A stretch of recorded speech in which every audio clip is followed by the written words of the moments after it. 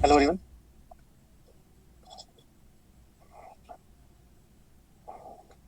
तो radio activity के अब कुछ क्वेश्चंस बचे हैं, वो करते हैं और उसके बाद फिर हम टॉपिक चेंज करेंगे, न्यूक्लियर फ्यूजन एंड फिजन ये करेंगे। हाँ हाँ, गुड मॉर्निंग एवरीवन। तो इसमें आप जो है क्वेश्चन पढ़ो एक बार। ये है tipper 2015, page number 32, question number 7।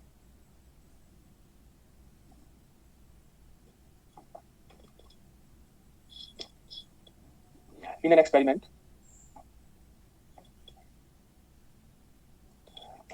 AU-197 nuclei were bombarded with neutrons leading to formation of AU-198 which is unstable। तो आपका जो AU-198 बना ये अनस्टेबल है, इसका मतलब ये रेडियो एक्टिव है। इसकी हाफ लाइफ दे दी है 2.25। तो इसकी हाफ लाइफ हो गई, was measured to be 2.25 days and it was found later that this measured half life was an underestimate by 10%। इसका मतलब ये हुआ कि जो हाफ लाइफ कैलकुलेट की गई वो एक्चुअली करेक्ट नहीं थी। हाँ, ये फर्स्ट स्लाइड है, दिस फर्स्ट स्लाइड। तो यहाँ पे जो 2.25 कैलकुलेट किया ये अंडर एस्टिमेट है 10%, बाई 10%।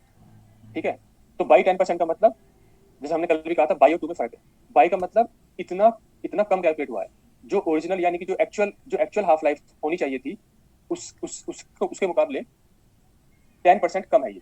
तो हम ये माने कि अगर एक्चुअल वाली एक्स है मान लो, तो उसका 10% अगर कम कर दे, x minus 10% of x, that will be equal to 2.25। तो अब क्वेश्चन ये है यहाँ पे, the corresponding percentage error in the estimated population of AU-198 after 9 days. तो 9 डेज के बाद जो आपने जो पॉपुलेशन कैलकुलेट हुई, क्योंकि लगातार पॉपुलेशन कम हो रही है, नंबर ऑफ न्यूक्लिया कम हो रहे हैं, तो उसमें परसेंटेज एरर कितनी आएगी, यानी कि जो कैलकुलेट है, जो आपकी कैलकुलेटेड हाफ लाइफ है उससे करस्पॉन्डिंग और जो आपकी एक्चुअल है उससे करस्पॉन्डिंग में डिफरेंस आएगा, तो उसका जो है परसेंटेज एरर निकालनी है। तो अब हम यहाँ से स्टार्ट कर रहे हैं कि जो मीजर्ड आपकी हाफ लाइफ 2.25 है, तो यहाँ पे हम ये मान के चलें कि let the actual half life be X. और अगर एक्चुअल एक्स है तो इसका मतलब क्या हो गया, इसका मतलब ये हो गया कि x minus 10% of x will be 2.25 which is measured half life.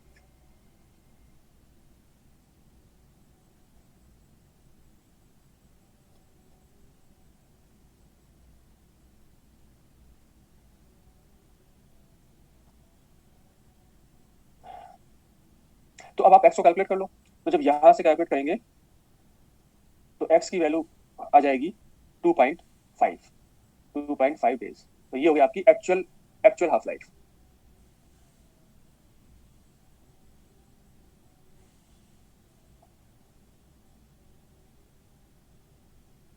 अब हमें क्या निकालना है, अब हमें निकालना है नंबर ऑफ न्यूक्लियाई यानी पॉपुलेशन। जो इन्होंने कहा है पॉपुलेशन, उसका मतलब यह है नंबर ऑफ न्यूक्लियाई। तो अब हम ये निकालते हैं कि एक्चुअल के लिए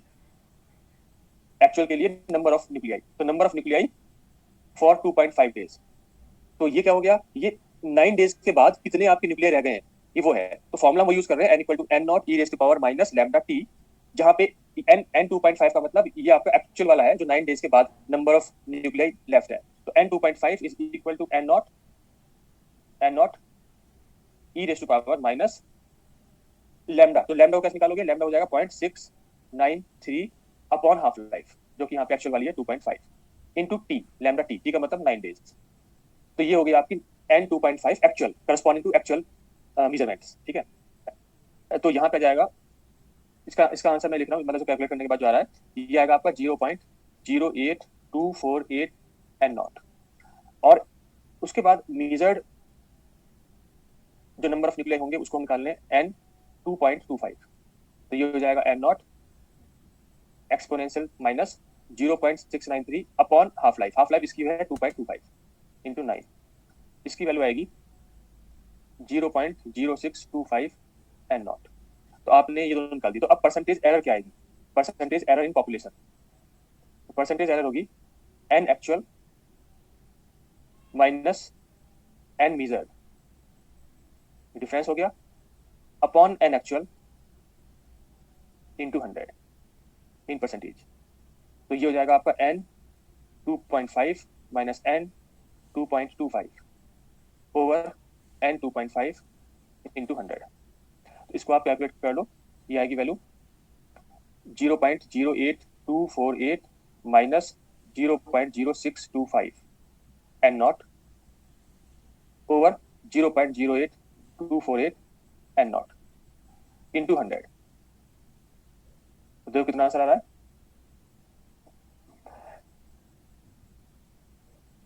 तो ये वैल्यू हो जाएगी 24.22। तो इसमें जो बेस्ट पॉसिबल आंसर है ये हो जाएगा 25% बी।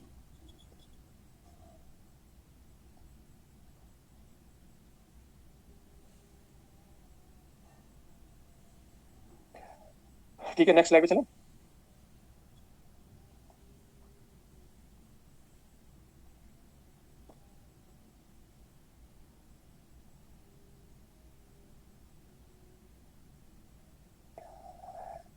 देखो यहाँ पे मैं फिर से बता रहा हूँ, यहाँ पे इस क्वेश्चन में AU198 जो है ये अनस्टेबल है, यानी कि रेडियो एक्टिव है। इनकी हाफ लाइफ जब मेजर की गई तो 2.25 डेज कैलकुलेट हुई, लेकिन ये इसमें फिर लिखा हुआ है इस क्वेश्चन में, but it was found later that this measured half life was an underestimate by 10%।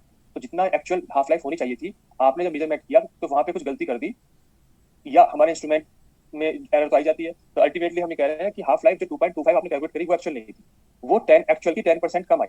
यानी कि आपका इंस्ट्रूमेंट ऐसा है कि 10% एरर दे दी उसने, तो 10% कम आई है, अंडर एस्टिमेट है। तो हमने ये कहा, अब तो उसके बाद इन्होंने पूछा कि परसेंटेज एरर इन एस्टिमेटेड पॉपुलेशन। तो जब एरर आपकी हाफ लाइफ में आ गई तो ऑब्वियसली एरर आपकी पॉपुलेशन में भी आ जाएगी। पॉपुलेशन का मतलब number of nuclei after 9 days। तो हमने ये कहा कि एक्चुअल हाफ लाइफ मान लो x है, let half life be x। तो x minus 10% of x will be your measured half life 2.25। उससे आपने x की वैल्यू 2.5 निकाल ली, जो कि आपकी एक्चुअल हाफ लाइफ है। उसके बाद इसके इन दोनों के करस्पॉन्डिंग आपने एक्चुअल और मेजर्ड नंबर ऑफ न्यूक्लियाई निकाल लिए, जिसको जिसको पॉपुलेशन कह रहे हैं आफ्टर 9 days। तो जिसका formula n equal to n not e raise to power minus lambda T. ये निकालने के बाद में हमने परसेंटेज एरर निकाली पॉपुलेशन में, यानी कि नंबर ऑफ न्यूक्लियाई में, जिसका फॉर्मूला हो गया n actual minus n measured upon n actual into 100। उसको रख के आपने निकाल दिया। अब हम नेक्स्ट क्वेश्चन पे आते हैं। नेक्स्ट है ये आपका ये वाला क्वेश्चन, ये आपकी बुकलेट में नहीं है।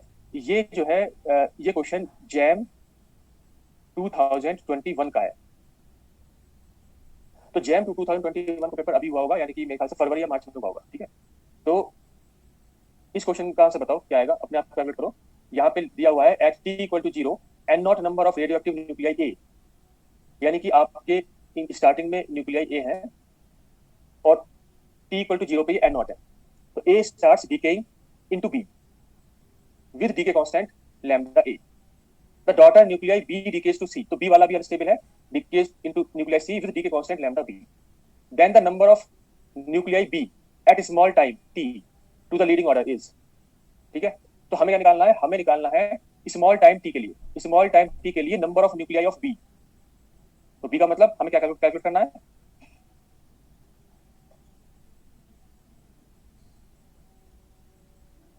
हाँ n2 करना है। तो आप लोग अब अपने आप बताओ कितना आंसर आएगा। हमें n2 कैलकुलेट करना है स्मॉल टाइम पे। तो इन चारों का फॉर्मूला आपको जो लिखवाया था उससे स्टार्ट करो। तो हमारे पास n2 है lambda 1 upon lambda 2 minus lambda 1।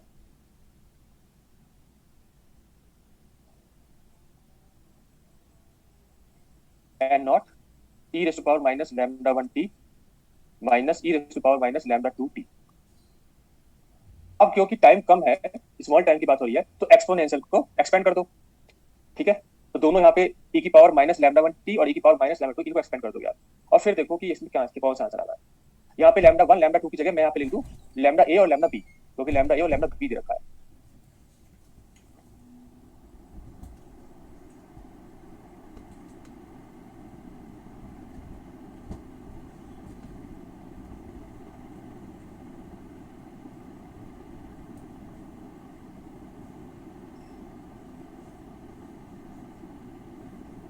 ठीक है, तो अब आप में सभी एक आंसर आया है, मतलब और स्टूडेंट भी आप बताओ क्या आएगा आंसर। ठीक है, तो अभी यहाँ पे जो आंसर आ रहे हैं वो सही है। तो इसको कैलकुलेट करेंगे तो आएगा आपका लैम्डा ए, ये हो गया आपका लैम्डा 1 का लैम्डा ए कर दिया, तो ये हो गया lambda A upon lambda B minus lambda A, ये हो जाएगा एन नॉट। इसको आप एक्सपेंड करोगे तो आएगा 1 माइनस लैम्डा ए टी। हमने सिर्फ यहाँ तक किया। ठीक है, लीडिंग ऑर्डर इसमें लिखा है, आप चाहो तो इसमें सेकंड वाली टर्म भी लिख सकते हो, बाद में देख सकते हो कि अगर एक्स्ट्रा है तो हटा सकते हो। ठीक है, तो हमने ये किया। उसके बाद माइनस ये हो जाएगा आपका minus 1 plus lambda B T. तो यहाँ से ये आ जाएगा lambda A upon lambda B minus lambda A into N not, और ये हो जाएगा आपका lambda B minus lambda A into T. 1 से 1 कैंसिल हो जाएगा, यहाँ से ये कैंसिल हो रहा है, तो अल्टीमेटली आंसर आ रहा है lambda A N not T. ठीक है, तो इसका 3 आंसर आ गया, थर्ड। तो ये क्वेश्चन मतलब ज्यादा कठिन नहीं था, लेकिन क्वेश्चन बताओ क्या करना है आपको, लैम्डा 1 लैम्डा 2 लैम्डा 3 की का फॉर्मूला जो है वो याद रखना है।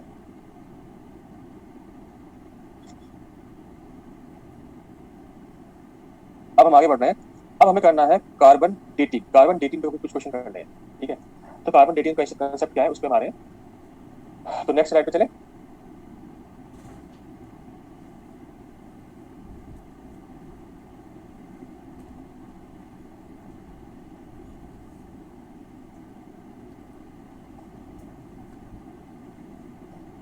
ठीक है, अब हम नेक्स्ट स्लाइड पे चल रहे हैं। तो अब आप हेडिंग डालो कार्बन डेटिंग।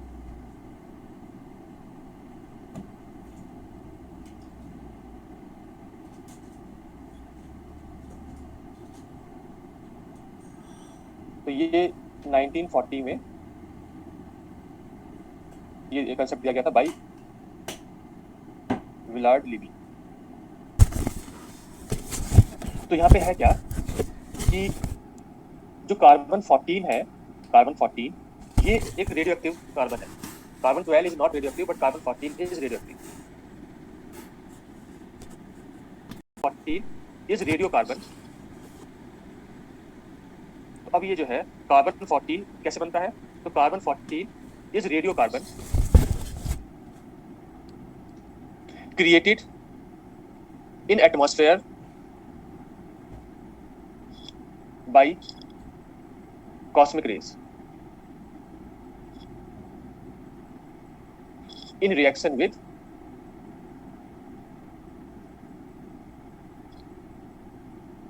Nitrogen gas. ठीक है, तो इसका मतलब क्या होगा, हमारी जो कॉस्मिक रेज आउटर स्पेस से आ रही है, तो कॉस्मिक रेज से रिएक्शन हुई नाइट्रोजन पे, उससे बना आपका कार्बन 14। उसके बाद क्या होगा, उसके बाद ये कार्बन 14 ऑक्सीजन से मिलके बना देगा CO2, लेकिन 14 वाला कार्बन 14 O2। इसका मतलब अब आपके एटमॉस्फेयर में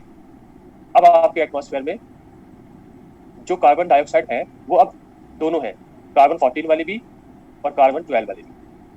ठीक है, ऑब्वियसली कार्बन 14 का रेशो कम होगा, कार्बन 12 वाले का ज्यादा होगा, लेकिन ये है सिचुएशन। तो अब क्या होगा कि जो हमारे प्लांट्स हैं जब वो फोटोसिंथेसिस करेंगे और जब हमारे जो एनिमल्स हैं वो रेस्पिरेशन करेंगे, तो वो जब इनहेल करेंगे तो उनके बॉडी में कार्बन 14 और कार्बन 12 दोनों ही इनहेल हो रहे हैं। ठीक है, तो अब यहाँ पे कंसेप्ट ये है कि जिस समय कोई भी लेट से प्लांट है या कोई भी लिविंग ऑर्गेनिज्म है, जब वो इनहेल कर रहा है और जब वो लिविंग है तो वो दोनों को इनहेल कर रहा है, लगातार कर रहा है।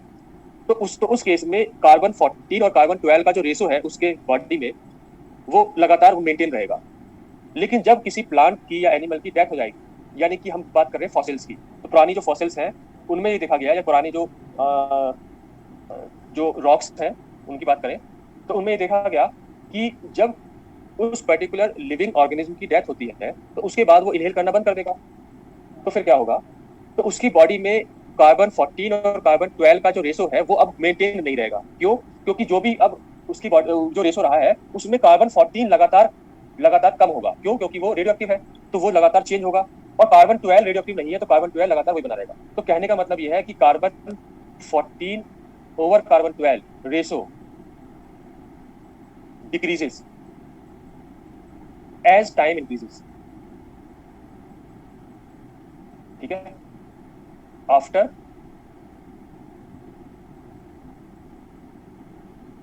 एनिमल और प्लांट डाइज। ठीक है, तो ये रेशो लगातार कम हो जाएगा। इसका मतलब ये हुआ कि हम ये निकाल सकते हैं कि वो प्लांट या वो एनिमल या वो फॉसिल कितना पुराना था, क्योंकि जितना रेशो कम है उतना ही ओल्ड वो फॉसिल है। तो ये कंसेप्ट हुआ कि हम इस रेशो से डिटरमाइन कर सकते हैं एज ऑफ द फॉसिल या एज ऑफ द रॉक, इस तरह से। तो हम ये कह सकते, तो हम क्या कह रहे हैं, thus this helps in determining the age of the fossil. अब यहाँ पे इंपॉर्टेंट पॉइंट ये है कि शुरू में जब ये कैलकुलेशन हुई तो वो कार्बन के लिए दी गई कि भाई कार्बन 40 और कार्बन 12 का रेशो निकाल लो, लेकिन ये कंसेप्ट कार्बन तक ही लिमिटेड नहीं है।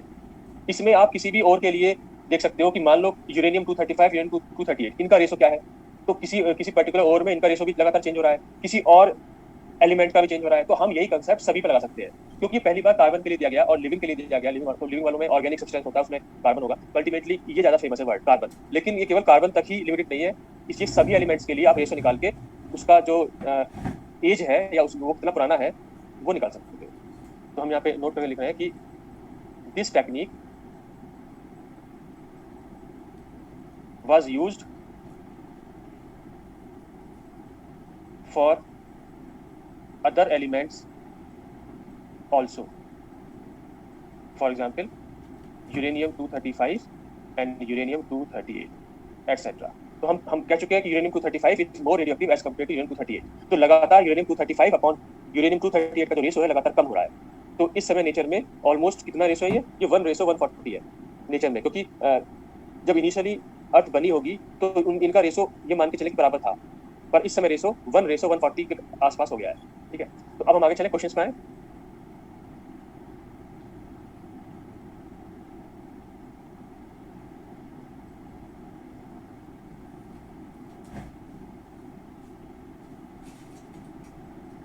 ठीक है, तो अब मैं नेक्स्ट लेवल चल रहा हूँ। अब आपको करना है, एक मिनट, बैक स्लाइड ही है।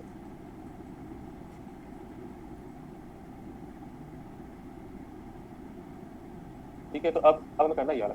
तो ये आपका पेज नंबर 33, क्वेश्चन नंबर 1, जेस्ट 2013। देखो इस क्वेश्चन में क्या दिया है, uranium 238 decays with half life of 4.51 into 10 to the power 9 years. The decay series eventually ending at lead 206, which is stable. तो आपके पास यूरेनियम 238 से 206 लेड तक बीच में और भी एलिमेंट्स होंगे, लेकिन अल्टीमेटली सीरीज यहाँ पे एंड होगी। अब यहाँ पे ये कह रहे हैं, a rock sample analysis shows that the ratio of the number of atoms of lead to uranium is 0.0058। तो जब आपने इसका मेजरमेंट किया इनका रेशो का, तो ये लेड 206 रेशो यूरेनियम 238 आ गया, ये रेशो। अब यहाँ पे लिखा हुआ है, assuming that all the lead has been produced by the decay of uranium 238 and that all other half lives in the chain are negligible। तो हम ये मान के चलें कि इसमें जो रेशो ये हुआ, इसमें कोई भी एलिमेंट, आपकी रॉक सैंपल में कोई भी एलिमेंट, आपके रॉक सैंपल में कोई भी एलिमेंट जो बीच में जो है वो नहीं है। मान लो उन सबको आप नेगलेक्ट कर दो और सारा का सारा आपका यूरेनियम लेड में चेंज हो गया, या फिर लेड रहा, सॉरी यूरेनियम रहा या लेड रहा, बीच में कुछ और नहीं है मान लो, तो बीच वाले हैं वो सब लेड में चेंज हो चुके। ठीक है, मतलब उनकी लाइफ टाइम इतनी कम थी, इन्होंने कहा इतनी कम है, नेग्लिजिबल है, कि वो सबके सब बहुत जल्दी से लेड में चेंज हो गए। तो अल्टीमेटली जब आपने कैलकुलेट देखा, इसमें मेजरमेंट किया, तो केवल लेड और यूरेनियम बचा। तो अब क्वेश्चन है, the age of the rock sample is, rock sample की एज कितनी है। तो अब हम ये मान रहे हैं कि शुरू में इनिशियली सारा का सारा यूरेनियम था, तो t=0 पे हम ये माने कि वी हैव यूरेनियम 238, मैं इसको नॉट लगा रहा हूँ, नॉट का मतलब इनटू t=0 पे थे, तो यूरेनियम 238 था ओनली। ठीक है, तो अब ये कह रहे हैं एज, जो एज की बात कर रहे हैं, तो अब हमें टाइम चाहिए, टाइम t, कि कितने टाइम में, शुरू में तो केवल यूरेनियम था, तो कितने टाइम में ये रेशो 0.0058 बन गया है। ठीक है, तो अब हम कह रहे हैं कि टाइम t में क्या हुआ, मान लो यूरेनियम 238 ये हो गया, और मान लो लेड का जो नंबर ऑफ न्यूक्लियाई है वो मान लो यहाँ पे, बल्कि मैं एक काम करता हूँ, इसको थोड़ा आपको समझाने के लिए यहाँ पे मैं इसको n0 लिख लेता हूँ। चलो n0, इस n0 किसके, यूरेनियम 238 के, ये शुरू में थे। अब यहाँ पे मैं लिख लेता हूँ n यूरेनियम 238 बन गया, और साथ में n लेड 206 बन गया, टाइम t पे। तो अब हमें क्या करना है, तो अब मैंने आपको बताया था कि किसी भी टाइम पे आपका जो नंबर इनिशियल वाला है वो इन दोनों का एडिशन होगा, क्योंकि number of nuclei will remain same. तो ये आपका टाइम t के बाद इन दोनों का एडिशन हो जाएगा n0 जो इनिशियल में था। और अब आपको ये भी पता है, ये रेशो भी दे रखा है कि n lead upon n uranium का जो रेशो इस समय है वो है 0.0058। ठीक है, तो यहां से आप कैलकुलेट कर सकते हो n लेड तो एन लेड जो है वो कितना हो गया, वो आ जाएगा 0.0058 एन ऑफ द यूरेनियम। ठीक है, तो आप इसको यहाँ पर रख दो, इस वैल्यू को N205 206 को लेड, तो ये हो जाएगा आपका N uranium 238 plus 0.0058 N of uranium 238। तो अल्टीमेटली आपने एन नॉट यूरेनियम 238 की वैल्यू निकाल दी 1.0058 एन यूरेनियम 238। ठीक है, तो अब आपने एक वेरिएबल कम कर दिया, लेड को कम कर दिया। अब क्या करना है, आपको टाइम निकालना है। तो टाइम निकालने के लिए अब फॉर्मूला लगा दो। तो अब फॉर्मूला क्या है, हमें पता है कि n equal to N not E raise to power minus lambda T होता है। तो यहाँ फॉर्मूला हो गया हमारा, n की जगह आपने लिख दिया n uranium 238 is equal to N naught uranium 238 into exponential E raise to power is equal to E raise to power minus lambda T, sorry equal to नहीं, multiply into E raise to power minus lambda T. तो ये आपका हो जाएगा आपका n uranium 238 is equal to 1.0058 N uranium 238 E raise to power minus lambda. ठीक है, तो ये आपको कैंसिल हो जाएंगे। अल्टीमेटली आपको टाइम चाहिए, टाइम हो जाएगा आपका 1/लैम्डा लॉग 1.0058, ये हो गया आपका टाइम।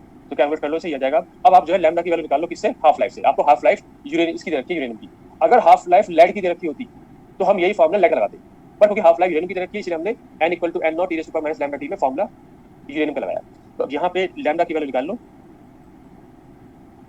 तो लैम्डा की वैल्यू आएगी 0.693 अपॉन टी हाफ। तो टी हाफ हो गया आपका 4.551 10 raise to power 9 into log की वैल्यू भी लिख दो, तो लॉग बेस ई पे वैल्यू आ रही है इंटू 0.005782, ये हो गया आपका 37.55 10 रेज़ टू पावर 6 ईयर्स।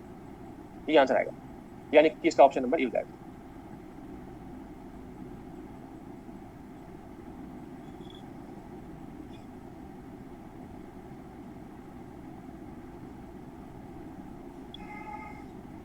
तो आप इसे नोट कर लो और जब आप लिख लो तो मुझे बताना, फिर नेक्स्ट क्वेश्चन भी चलते हैं।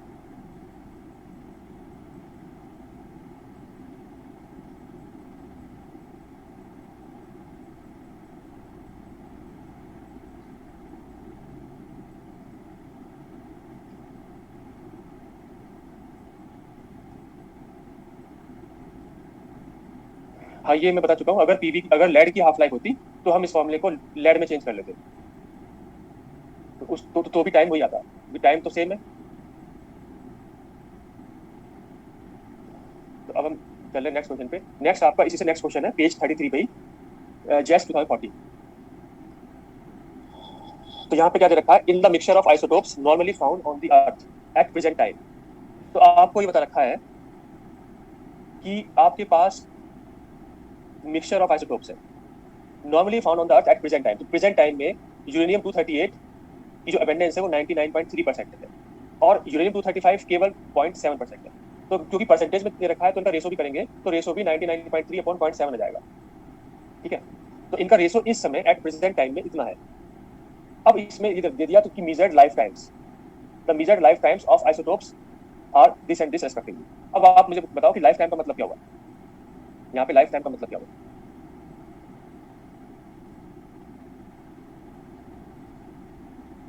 हाफ नहीं होगा, यहाँ पे हाफ नहीं होगा, यहाँ पे होगा मीन लाइफ। अगर हाफ वर्ड नहीं है, इससे पिछले वाले क्वेश्चन को देखो, इससे पहले वाले क्वेश्चन में लिखा हुआ है साफ साफ हाफ लाइफ, तो वो हाफ लाइफ था। पर यहाँ पे अगर लाइफ टाइम है तो वो मीन लाइफ है।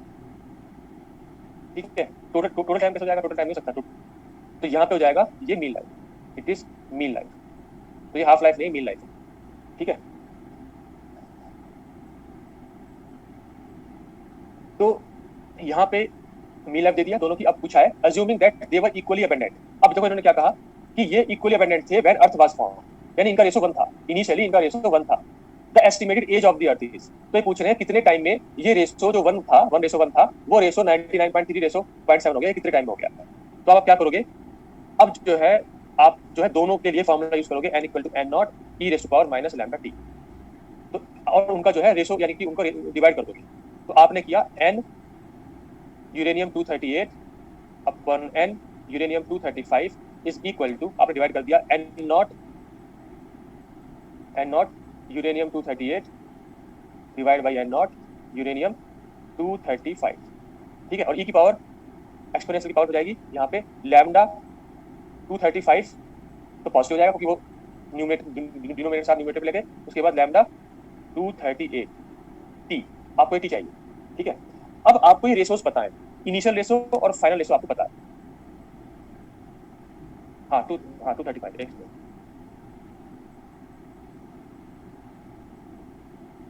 तो ये रेशो आपको पता है। जो इस समय रेशो है वो तो हो गया आपका, या एक काम करते हैं यहाँ से अगर टाइम निकाले तो टाइम की तो फॉर्मूला आएगा log N of uranium 238 divide by N of uranium 235 over lambda 235 minus lambda 238, ये हो गया आपका टी। अब आप यहाँ पे कैलकुलेट कर लो, तो लॉग ई इसका रेशो जो है इस समय वो कितना है 99.3 ओवर 0.7, ठीक है, क्योंकि आपका जो एन नॉट वाला रेशो है वो तो 1 है, वो तो ये तो 1 है, ठीक है। अब जो है लैम्डा को आप मीन लाइफ में चेंज कर लो, जब लैम्डा को मीन लाइफ में चेंज करोगे तो वो हो जाएगा 1 upon mean life, lambda is 1 upon mean life. तो यहाँ पे आप लिख लोगे 1 अपॉन मीन लाइफ, इनकी लिखोगे 1.02 10⁻⁹, ये हो जाएगा 1/6.52 10⁻⁹।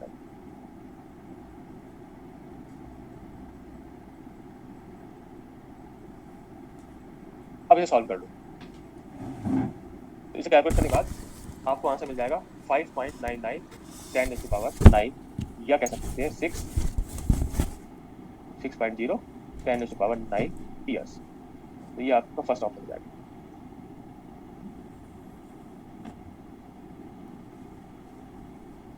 ठीक है। तो कहने का मतलब ये है, यहाँ पे कार्बन डेटिंग का ही कंसेप्ट चल रहा है। यहाँ पे जो रेशो है उस रेशो को अगर हमें अब आज का रेशो पता चल जाए और इनिशियल वाला हमने मान लिया बराबर है, तो फिर ये इससे हम टाइम निकाल सकते हैं कितने टाइम में ये रेशो इतना हो गया।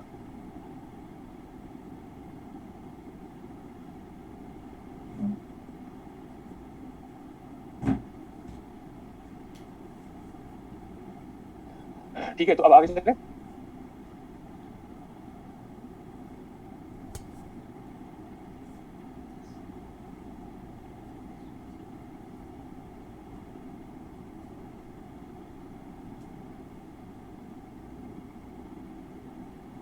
ठीक है, अब ये जो है आपका जो असाइनमेंट है वो अपलोड नहीं हुआ, तो वो मैं आज बता दूंगा तो हो जाएगा। तो अल्टीमेटली एक असाइनमेंट और है आपके लिए। वो जो असाइनमेंट है उसमें कुछ क्वेश्चंस तो रेडियो एक्टिविटी के होंगे, कुछ उसमें 3-4 क्वेश्चन होंगे न्यूक्लियर फ्यूजन फिजन के, और उसके अलावा साइक्लोट्रॉन के होंगे, ठीक है। तो वो लास्ट आपका असाइनमेंट होगा, उसको मैं आज अपलोड करा दूंगा, तो उसको आप देख लेना। तो उसमें क्वेश्चन नंबर 12 कर रहे हैं उस असाइनमेंट में, ठीक है, क्वेश्चन नंबर 12। तो इसको आप इस क्वेश्चन को आप लिख लो और फिर इसका आंसर निकालना है, ठीक है।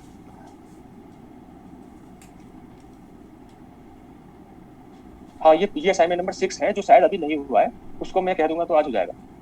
उसमें ज्यादा क्वेश्चन नहीं है, उसमें मतलब radio activity, nuclear fusion fission और साइक्लोट्रॉन तीनों के ही क्वेश्चन है, ठीक है। तो उसको आप मतलब कर लेना। तो अब जो है इस क्वेश्चन को देखो क्या करना है। ये वाला क्वेश्चन मैंने क्यों लिया है, इसमें क्या डिफरेंस है जो और में नहीं है, मतलब इसका कंसेप्ट क्या है देखो। Given that the half life of radio active K40 is this, calculate the number of beta particles emitted पर सेकंड पर केजी, ठीक है। तो कहने का मतलब ये है कि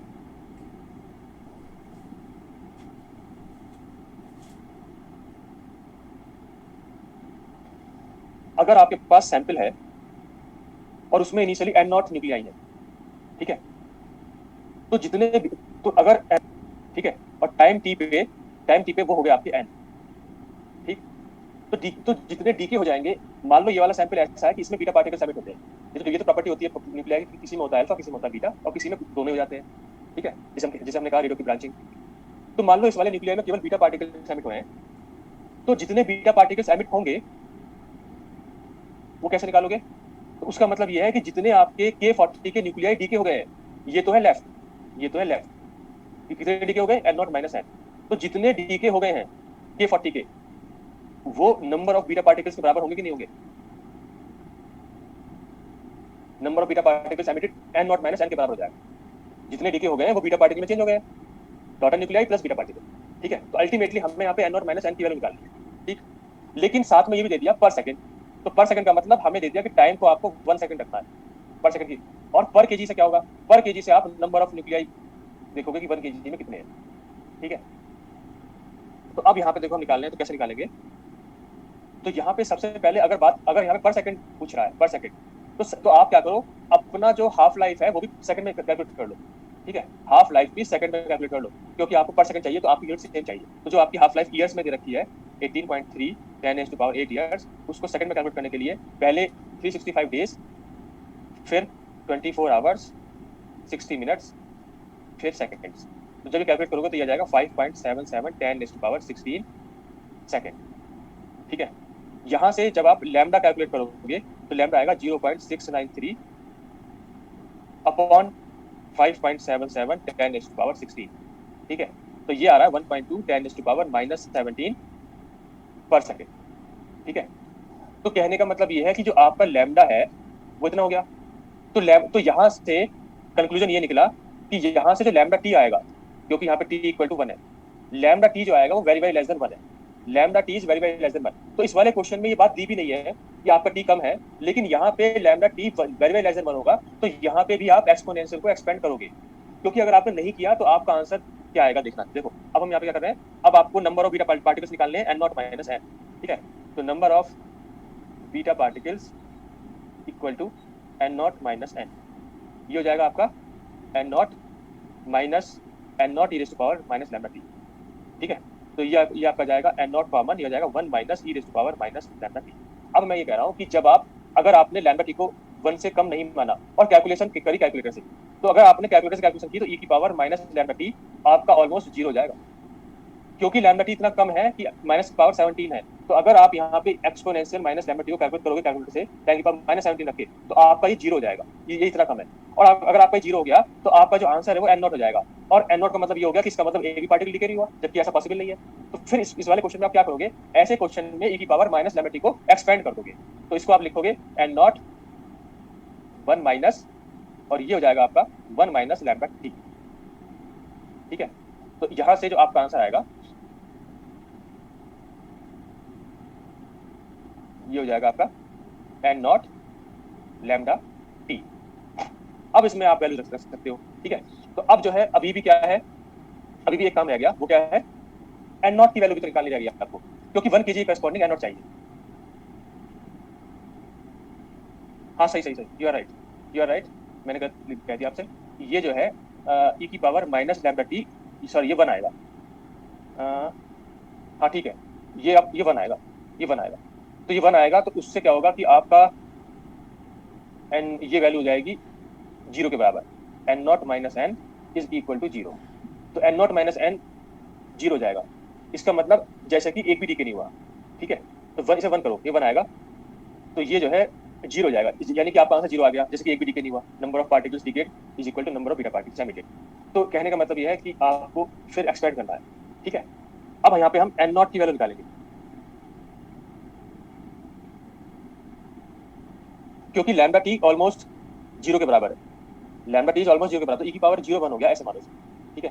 तो अल्टीमेटली से कैलकुलेट करके बनाएगा। अब यहाँ पे हमें क्या करना है, हमें निकालना है n0 की वैल्यू। तो n0 को निकालने के लिए क्या करेंगे, n0 को निकालने के लिए हम कहेंगे जितना इसका मास नंबर है 40 ग्राम में नंबर ऑफ न्यूक्लियर कितने होंगे, 6.02 10⁻23। तो फिर 1 kg यानी कि 1000 ग्राम में ये हो जाएंगे 6.02 10⁻23 ओवर 40 इंटू 1000, ठीक है। अब इसकी वैल्यू आप रख सकते हो, तो ultimately number of beta particles emitted आ जाएगा n0 लैम्डा टी। n0 की वैल्यू तो ये है 6.02 10⁻23 अपॉन 40 इंटू 1000, इसमें मल्टीप्लाई कर दो लैम्डा की हमने कैलकुलेट करी है 1.2 10⁻−17, और इसमें मल्टीप्लाई कर दो टाइम की जो कि 1 है। तो इससे जो आंसर आएगा वो आएगा 1.8 इंटू 10⁸8, इतने बीटा पार्टिकल्स एमिट हो जाएंगे।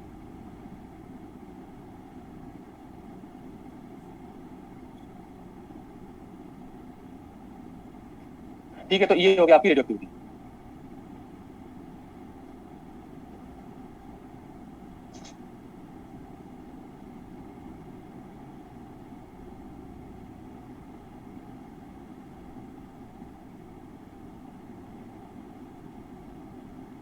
अब हमें टॉपिक चेंज करना है,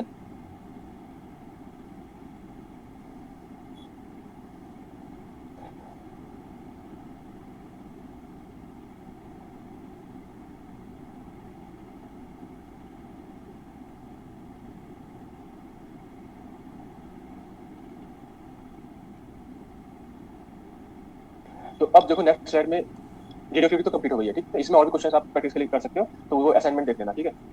अब आप हेडिंग डालो। तो हमने क्या किया था, रिलेटिविस्टिक काइनेमेटिक्स, ठीक है। और अब हमने रेडियो एक्टिविटी कर ली। तो अब हमें कुछ क्वेश्चन करने हैं, questions related to radioactivity and relativity,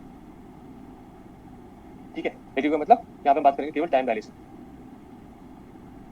ठीक है। इसको ध्यान से सुनना, ये थोड़ा डिफरेंट है और इंपॉर्टेंट है। तो अगर कोई क्वेश्चन मतलब आता है तो कैसे करेंगे। यहाँ पे हमने रेडियो एक्टिविटी में क्या पढ़ा, तो रेडियो एक्टिविटी में हमने जो फॉर्मूला पढ़ा वो पढ़ा n equal to n not e raise to power minus lambda T, ठीक है। अब ये जो फॉर्मूला है इसको आप ये भी लिख सकते हो कि n equal to n not e raise to power minus T over mean life, ये भी लिख सकते हो, ठीक है, मीन लाइफ में।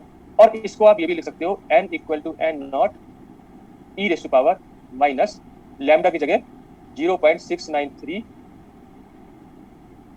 अपॉन टी हाफ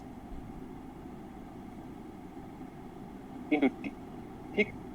तो अब आपके पास ये फॉर्मूले हो गए मीन लाइफ में और हाफ लाइफ में, और साथ में इन फॉर्मूले में टाइम भी इन्वॉल्व है, टी भी, ठीक है। तो अब इसमें टाइम डायलेशन का फॉर्मूला कैसे लगाएंगे। अब टाइम डायलेशन का फॉर्मूला आपको पता है,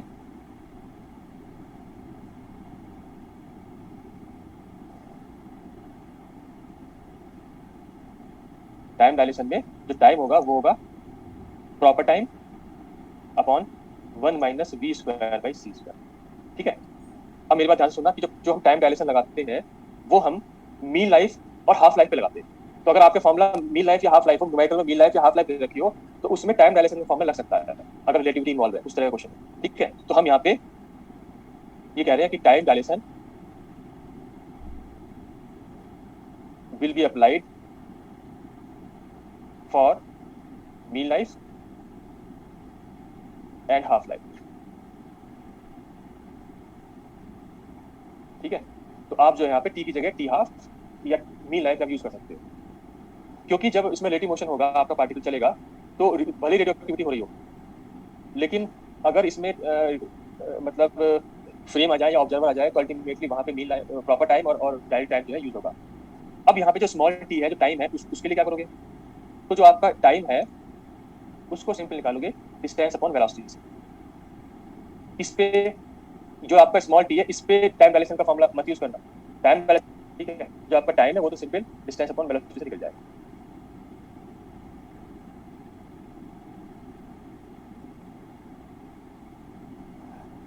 अब एक चीज और यहाँ पे नोट कर लो कि जो हमने रेडियो एक्टिविटी में अब तक यूज किया है, जो हमने लाइफ हाफ लाइफ और मीन लाइफ जो रेडियो एक्टिविटी में हमने अब तक यूज की है वो क्या है, प्रॉपर वाली है या डायरेक्ट वाली है।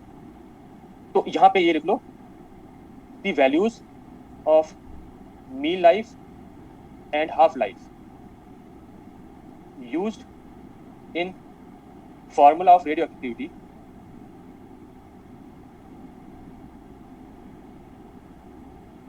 are dilated times as recorded by observer in laboratory, क्योंकि उसके रेस्पेक्ट में पार्टिकल्स चल रहे हैं, बीटा पार्टिकल अल्फा पार्टिकल चल रहे हैं, तो अल्टीमेटली वो प्रॉपर टाइम नहीं है, वो डायरेक्ट टाइम, ठीक है। तो यहाँ पे लिखेंगे and not proper times, and not proper times. Proper time कौन से होंगे, प्रॉपर टाइम होंगे for observer attached two nuclei या पार्टिकल। अगर पार्टिकल भी डीके हो रहा है तो वो भी रेडियो एक्टिविटी का फॉर्मूला यूज हो सकता है उसमें भी। अगर जो हमारे पार्टिकल्स है जिनके हमने लाइफ टाइम यूज याद की थी, जैसे पाई माइनस 5 प्लस की 10 की पावर माइनस 8, म्यू माइनस की 10 की पावर माइनस 6, वहां पे भी पार्टिकल्स जो है वो डीके हो रहे हैं तो उनकी संख्या कम हो रही है, उनका नंबर कम हो रहा है, तो वहां पे भी आप जो है रेडियो एक्टिविटी वाला फॉर्मूला यूज कर सकते हो, n equal to n not, वहां भी नंबर ऑफ पार्टिकल्स कम हो रहे हैं। तो attach two nuclei relative to which nuclei or particle is not moving, question कर लेते हैं। तो प्रॉपर वाला वो होगा कि जो ऑब्जर्वर आपने न्यूक्लिया या पार्टिकल्स के साथ अटैच कर दिया, और जो हमने अभी तक हाफ लाइफ और मीन लाइफ यूज किए हैं वो हमारे डायरेक्टेड है।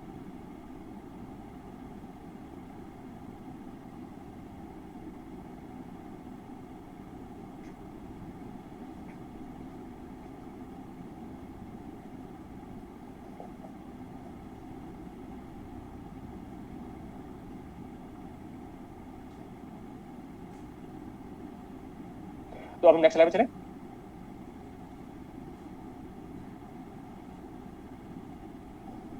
तो अब आपको करना है, मैंने इसमें पेज नंबर नहीं लिखा,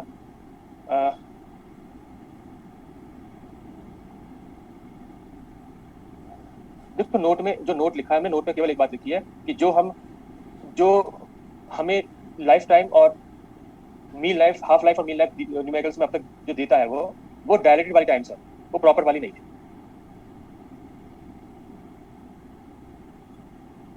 और प्रॉपर निकालना हो तो उसके लिए ये फॉर्मूला है, जो कि हम डायरेक्ट टाइम डायलेशन वाला फॉर्मूला यूज करेंगे for mean life and half life. तो अब आपको करना पेज नंबर 44, ये पेज नंबर 44 पे है, पेज 44, क्वेश्चन नंबर 7।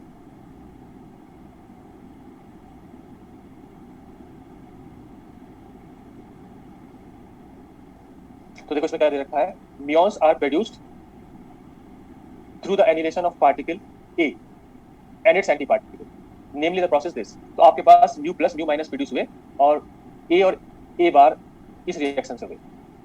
अब यहाँ पे दे रखा है a muon has rest mass of this, rest mass ये है, प्रॉपर लाइफ टाइम ये है, ठीक है, ये है प्रॉपर लाइफ टाइम। तो इन्होंने प्रॉपर लाइफ टाइम दे दिया। वैसे भी मैंने आपको याद कराया था जो म्यू है वो 6 का उल्टा है, 6 को आपने इन्वर्ट कर दिया। तो मैंने आपको याद कराया था कि म्यू का जो लाइफ टाइम होगी 10 की पावर -6 के ऑर्डर की होती है। तो यहाँ पे 2 माइक्रोसेकंड लिख दिया, तो 10 की पावर -6 का ऑर्डर का हो गया।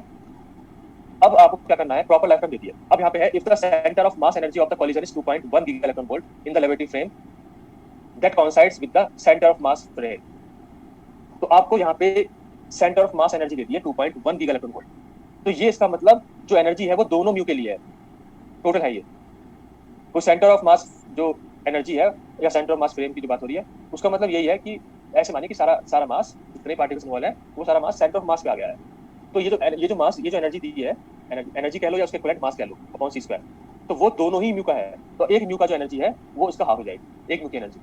तो इस म्यू की एनर्जी भी मिल गई आपको और इस म्यू का आपको रेस्ट मास मिल गया, ठीक है। अब क्वेश्चन क्या है, then the fraction of the muons that will DK.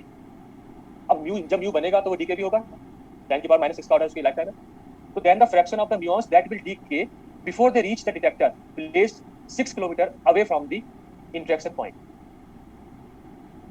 तो जब ये म्यू बना तो ये कुछ डिस्टेंस कवर करेगा। तो यहाँ पे इन्होंने 6 किलोमीटर के बाद बताया कि 6 किलोमीटर के बाद आपके जितने भी म्यू बने होंगे इनिशियली, मान लो n नॉट, तो वो बाद में 6 किलोमीटर चलने के बाद कितने रह जाएंगे, कुछ टाइम भी कंज्यूम होगा इसमें, ठीक है।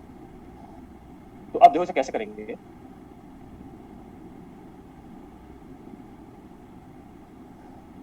तो सबसे पहले तो आप क्या करो, फॉर्मूला हमारे पास है n = n not e raised to power -λt, ठीक है।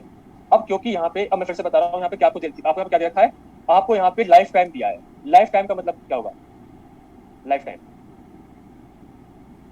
आपने सबको बताया, लाइफ टाइम का मतलब क्या होगा, प्रॉपर लाइफ टाइम।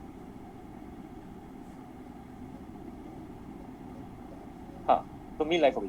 तो आपको मीन लाइफ दे रखी है, अगर मीन लाइफ दे रखी है तो आप अपना formula n = n not e raised to power -λt वाला मीन लाइफ में चेंज कर दो, इट इज मीन लाइफ। तो यहाँ पे हमने फॉर्मूले को मीन लाइफ में चेंज कर दिया, n not e raised to power -t upon mean life is will be equal to proper mean life upon 1 - v²/c²। तो ये एक्चुअली हो गया गामा प्रॉपर मीन लाइफ, ठीक है। अब यहाँ पे गामा की वैल्यू निकालनी है आपको, क्योंकि प्रॉपर मीन लाइफ तो दे रखी है, प्रॉपर मीन लाइफ आपको दे रखी है, वो है 2 माइक्रोसेकंड। अब यहाँ पे गामा कैसे निकालोगे, तो मैंने आपसे रिलेटिविस्टिक उसमें कराया था, डायनामिक्स में रिलेटिविटी में क्वेश्चन कराया था मैंने, रिलेटिविस्टिक डायनामिक्स में मैंने आपसे कहा था कि अगर टोटल एनर्जी और रेस्ट मास गिवन है तो उससे आप गामा निकाल सकते हो। हमें पता है कि energy of mu is equal to rest mass of mu upon 1 - v²/c²। तो इस फॉर्मूले से आपका गामा भी आ जाएगा और वेलोसिटी भी जाएगी। और यहाँ पे एक चीज और है, तो यहाँ पे एनर्जी ऑफ म्यू है वो क्या, वो कितनी होगी, वो हो जाएगी 2.1 गीगा इलेक्ट्रॉन वोल्ट अपॉन 2, क्योंकि 2.1 ये दोनों म्यू के लिए है, ठीक है। इसको आप एमईवी में कन्वर्ट कर दो, 2.1 10⁻³ अपॉन 2 एमईवी। अब यहाँ पे आप जो है गामा निकाल लो, जो कि आ रहा है 1/1 minus B square by C square. इसकी वैल्यू है E mu upon M mu C square, यानी कि 2.1 10⁻³ ये तो हो गई टोटल एनर्जी, और रेस्ट मास एनर्जी है 105, ये दोनों एमईवी में है। इसकी वैल्यू आएगी आपकी, अब ये तो ये हो गया। अब यहाँ से ही आप जो है वेलोसिटी भी कैलकुलेट कर लेना गामा से। वेलोसिटी आ जाएगी आपकी 0.9949 सी, जिसको मैंने अप्रोक्सीमेटली सी लिख दिया, ठीक है, क्योंकि यहाँ पे ई की पावर्स में आंसर्स है, इसमें डेसिमल्स में आंसर नहीं है, तो यहाँ पे हमें अप्रोक्सीमेशन करनी पड़ेगी कि वेलोसिटी 0.9949 सी की जगह सी लिख दिया। तो अब आपको गामा भी आ गया, वेलोसिटी भी आ गई। अब गामा जो है उससे आपको क्या मिलेगा, उससे मिलेगा आपका डायरेक्ट टाइम, ठीक है। अब कहने का मतलब ये है आपको निकालना क्या है, सबसे पहले ये देखना कि हमें क्या निकालना है। हमें निकालना fraction of muons that will decay, decay का फ्रैक्शन निकालना है, फ्रैक्शन, ठीक है। इसका मतलब आपको क्या निकालना है, तो जितने डीके हो जाएंगे उसका फ्रैक्शन। डीके कितने हो गए, n0 माइनस n, डीके हो जाएंगे n0 माइनस n, और फ्रैक्शन निकालने के लिए n0 से डिवाइड कर दो। तो आपको एक्चुअली निकालना है n0 minus n upon n0, ये आपको निकालना है फ्रैक्शन दैट विल डीके। उसके लिए फिर कंडीशन बता दी कि 6 किलोमीटर बाद निकालना है, डिटेक्टर को 6 किलोमीटर बाद प्लेस करना है। तो अब इसको निकालने के लिए आपने फॉर्मूला यूज किया n = n0 e⁻⁻⁷ तो यहाँ से पहले n निकालोगे। n को निकालने के लिए यहाँ पे टाइम भी चाहिए और यहाँ पे आपकी मीन लाइफ चाहिए, पर हम ये कह चुके हैं कि इस फॉर्मूले में डायलेटेड मीन लाइफ यूज होती है, ना कि प्रॉपर, तो फिर हमने डायलेट वाली निकाल ली प्रॉपर से। अब उसके लिए गामा चाहिए, गामा निकाल लिया टोटल एनर्जी और रेस्ट मास से, तो हमने अभी गामा निकाल लिया। तो अब हमें n = n0 वाले फॉर्मूले में डायलेटेड मीन लाइफ आ गया, तो वो हो गया गामा इंटू टी इंटू ये, ठीक है। तो इसकी वैल्यू आपकी हो जाएगी गामा मील, तो गामा की वैल्यू तो हमने निकाली है 2.1 10⁻³ इंटू 105, और प्रॉपर मील लाइफ की वैल्यू है 2 इंटू 10⁻⁻⁶, ठीक है। तो ये आपकी सेकंड्स में आ गया। अब आप टाइम कैसे निकालोगे, तो टाइम जो है टी, इसके लिए मैंने कहा था distance upon velocity. Distance 6 kilometre दे रखी है और वेलोसिटी हमने गामा से निकाली, तो डिस्टेंस होगी आपकी 6 किलोमीटर, यानी कि 6 इंटू 10⁻³ मीटर्स, और वेलोसिटी आपकी होगी सी, जिसको मैंने कह दिया 3 इंटू 10⁸ मीटर पर सेकेंड। उससे ये आ गया आपका। देखो इसमें एक चीज और है, मैं इसमें जब आप वैल्यू निकालोगे मीन लाइफ की, ये मैंने इसकी वैल्यू इसे लिख लेते हैं, इसकी वैल्यू आएगी 2 इंटू 10⁻⁻⁵ सेकेंड। ये तो हो गया आपका direct time, direct mean life. और जब टाइम निकालोगे तो ये भी वही आ रही है 2 इंटू 10⁻⁻⁵ सेकेंड। इक्वेशन नंबर ये था, लेट्स से फर्स्ट, ये सेकंड, ये थर्ड। आप देखो सेकंड और थर्ड से आपकी mean life, direct mean life और टाइम दोनों सेम आ रहे हैं, 2 इंटू 10⁻⁵, ठीक है। तो इक्वेशन नंबर 1 में रख दो, पुटिंग इन 1। तो जब 1 में रखोगे तो आपकी n की वैल्यू हो जाएगी n0 e⁻⁻⁻1, ठीक है, क्योंकि दोनों की वैल्यू बराबर है। तो यहां से फ्रैक्शन दैट डीकेज क्या हो जाएगा, n0 minus n upon n0, तो ये वैल्यू जाएगी 1 minus n upon n0, n upon n0 की वैल्यू e⁻⁻⁻1, तो ये आंसर आपका बी आ जाएगा।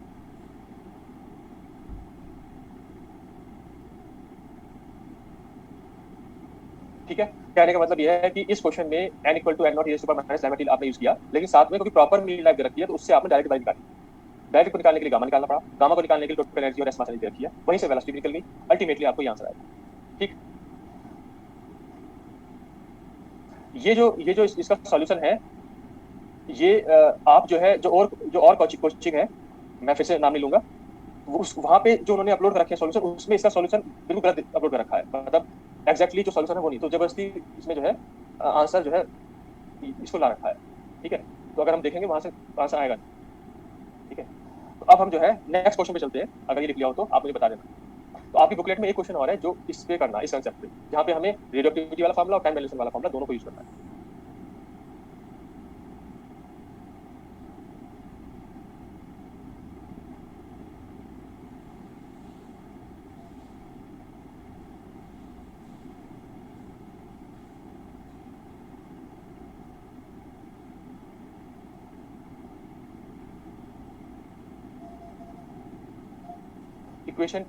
इक्वेशन 2 में आपने जो मीन लाइफ निकाली है डायरेक्ट वाली, वो गामा और gamma into proper mean life है।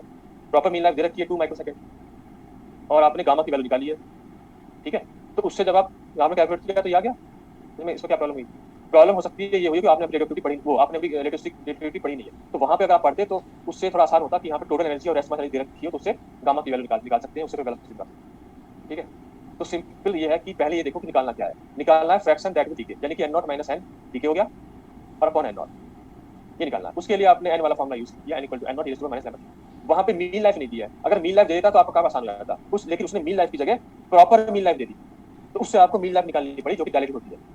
उसको निकालने के लिए गामा की वैल्यू नहीं पता है, गामा की वैल्यू निकालने के लिए उसने जो है टोटल एनर्जी और रेस्ट मास दे दिया, लेकिन टाइम टाइम भी नहीं दिया। उसने कहा 6 किलोमीटर के बाद निकालो, तो उसके करस्पॉन्डिंग टाइम निकालने के लिए आपने डिस्टेंस अपॉन वेलोसिटी से किया।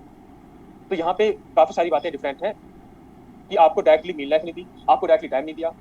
ठीक है, तो इस तरह से फिर हमें निकालने के लिए ये सब चीजें करनी पड़ी। तो इसको एक बार रिवाइज करना। अब हम नेक्स्ट क्वेश्चन पे चल रहे हैं। नेक्स्ट है आपका पेज नंबर 48। देखिए या तो मैंने यहाँ पे कुछ गलत लिख दिया होगा। इक्वेशन नंबर 2 का आंसर ये नहीं आ रहा है। इक्वेशन नंबर 2 का आंसर कैलकुलेटर से ये नहीं आ रहा। 2 10 की पावर माइनस, एक बार तो ये आ रहा है मेरे ख्याल से, देखो आ रहा है, आपने गलती कर रहे हो। ठीक है, ठीक है, तो क्वेश्चन 2 में सही आ रहा है। तो अब हम आगे चल रहे हैं। अब हमें करना है पेज नंबर 48, पेज नंबर 48।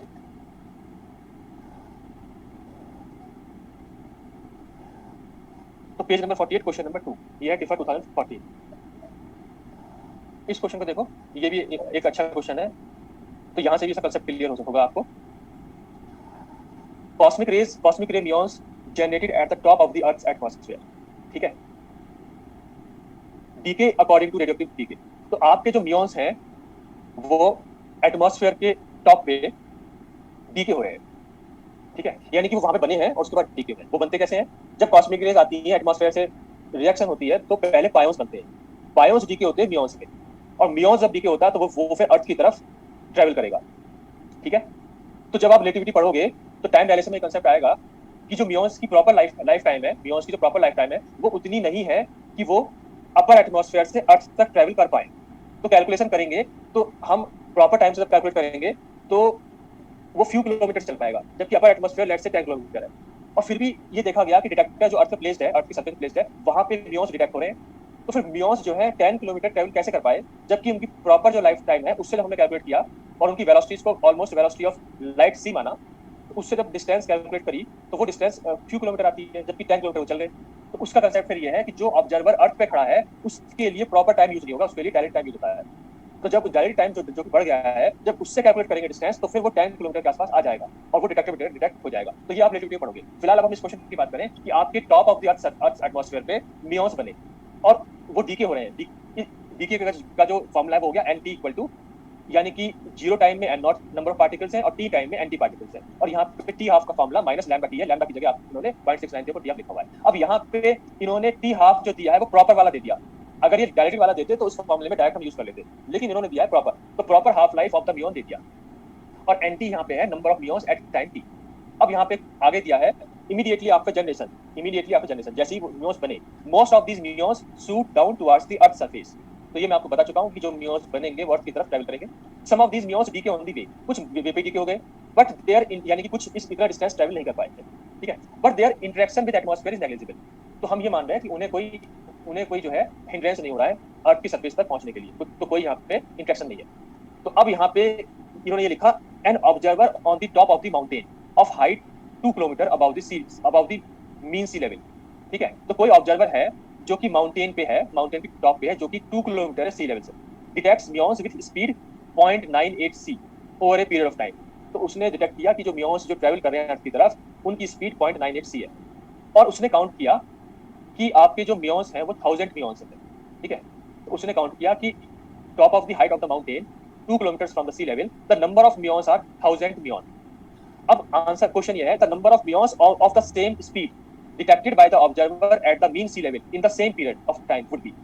कहने का मतलब ये है कि अगर ये माउंटेन का टॉप है जिसका 2 किलोमीटर हाइट है, ये आपका सी लेवल है, तो इस हाइट पे जो नंबर ऑफ म्यून्स है उसको हमने एन नॉट कहा कि यहाँ पे आप डिटेक्ट कर रहे हो, तो इस पॉइंट पे इनिशियल टाइम है। ठीक है, तो टॉप ऑफ द माउंटेन पे जो आपके नंबर ऑफ पार्टिकल्स हैं वो आपके 1000 है, तो इनिशियल वाले 1000 हो गए, ठीक है, 1000 म्यून्स। हम निकालना चाह रहे हैं कि सी सरफेस पे आफ्टर टाइम टी ये एनटी कितना होगा, ये निकालना चाह रहे हैं सी लेवल पे, ठीक है। नंबर ऑफ म्यून्स निकालने हैं, नंबर ऑफ म्यून्स, और स्पीड उनकी दे रखी है, ठीक है। तो इसे कैसे करेंगे, तो अब यहाँ पे आपको जो फॉर्मुला दे रखा है उसमें सबसे पहले आप टी ऑफ निकालो, डायरेक्ट वाला। डायरेक्ट जो डायरेक्ट आएगा वो कैसा आएगा, डायरेक्ट के लिए आप निकालोगे प्रॉपर प्रॉपर प्रॉपर आपका हाफ लाइफ और साथ में 1 minus V square by C square, इसको निकालोगे तो आपका जो है 1.52 10⁻⁻6 दे रखा है। अब यहाँ पे वेलोसिटी भी दे रखी है 0.98 सी, तो ये हो जाएगा 1 माइनस 0.98 का स्क्वायर का रूट। यहाँ से कैलकुलेट करोगे तो ये आएगा 7.6382 10⁻⁻6, तो ये आपका डायरेक्ट टाइम आ गया। अब आप जो है इस फॉर्मूले में एनटी को निकालने के लिए टाइम और निकाल लो। मैंने आपसे कहा कि टाइम निकालने के लिए आप यहाँ पे क्या करोगे, distance upon velocity, distance upon velocity. यहाँ पे डिस्टेंस भी दे रखी है 2 किलोमीटर जो कि होगी 1000 मीटर, और वेलोसिटी भी दे रखी है 0.98 सी, ठीक है। तो यहाँ से ये वैल्यू हो जाएगी 6.80272 10⁻⁻6 सेकेंड। अब आप यहाँ पे एनटी की वैल्यू निकालो, तो एनटी की वैल्यू निकालने के लिए ये दोनों वैल्यूज उस फॉर्मूले में रख दो, और एन नॉट जो है आपको 1000 है, तो ये हो जाएगा 1000 इंटू एक्सपोनेंशियल की पावर माइनस, यहाँ पे हो जाएगा 0.693 इंटू टी। टी की वैल्यू है आपकी 6.80272 10⁻⁻6, और ये हो जाएगा आपका टी हाफ, तो टी हाफ डायरेक्ट वाला हो जाएगा 7.638287 10⁻⁻6।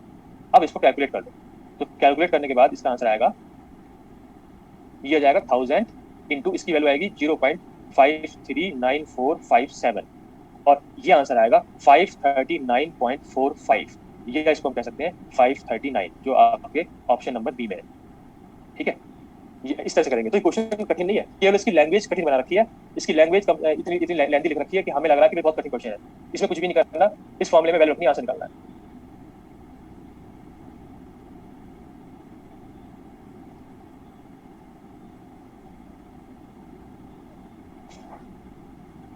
ठीक है, तो ये टॉपिक भी कंप्लीट हो गया। इसमें 2 क्वेश्चन आपके बुकलेट में थे, तो वो मैंने दोनों करा दिए। अब हम जो है टॉपिक चेंज करेंगे और हमें करना है न्यूक्लियर फिजन। तो न्यूक्लियर फिजन में भी हम बहुत ज्यादा डिटेल में थ्योरी में नहीं जाएंगे, हम न्यूमेरिकल टाइप क्वेश्चंस करेंगे, क्योंकि न्यूमेरिकल टाइप ही आते हैं, थ्योरेटिकल क्वेश्चन नहीं आते, और ज्यादातर गेट में आते हैं, मतलब नेट में क्वेश्चन फिजन का अभी तक आया नहीं है, ठीक है। पर कोई बात नहीं, आप तो सबके लिए पढ़ रहे हो, तो यहाँ भी अंडरस्टैंडिंग इंपॉर्टेंट है। तो यहाँ जैसे इस वाले क्वेश्चन में अंडरस्टैंडिंग है, कोई भी नया फॉर्मूला हमने नहीं याद किया, सिर्फ तो इसी तरह से हम फिजन में भी करेंगे, और उससे आप न्यूमेरिकल कर पाओगे। तो अब हम आगे चलें।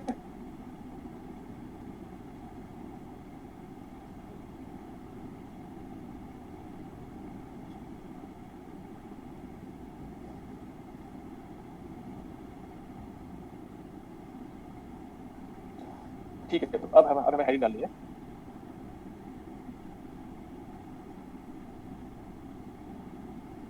Nuclear fission. तो पहले हम फिजन की बात करेंगे। फिजन का ही क्वेश्चन ज्यादा आते हैं, फ्यूजन के लिए भी एक रिएक्शन लिख लेंगे, ठीक है। तो दोनों ही, या चलो हेडिंग हम पूरी करा सकते हैं, फिजन एंड फिजन, ठीक है। तो सबसे पहले हम बात करेंगे न्यूक्लियर फिजन। दोनों ही जो फिनोमिना है, दोनों में आपकी एनर्जी रिलीज होती है, दोनों ही एक्सोथर्मिक रिएक्शन, दोनों में एनर्जी रिलीज होती है, ठीक है। तो न्यूक्लियर फिजन जो है, after the discovery of neutron in 1932, उसके बाद ये, सॉरी न्यूक्लियर फिजन लिख दिया मैंने, न्यूक्लियर फिजन पढ़ाना है पहले, न्यूक्लियर फिजन। तो जब 1932 में न्यूट्रॉन की डिस्कवरी हो गई, तो उससे हेल्प मिली न्यूक्लियर फिजन में।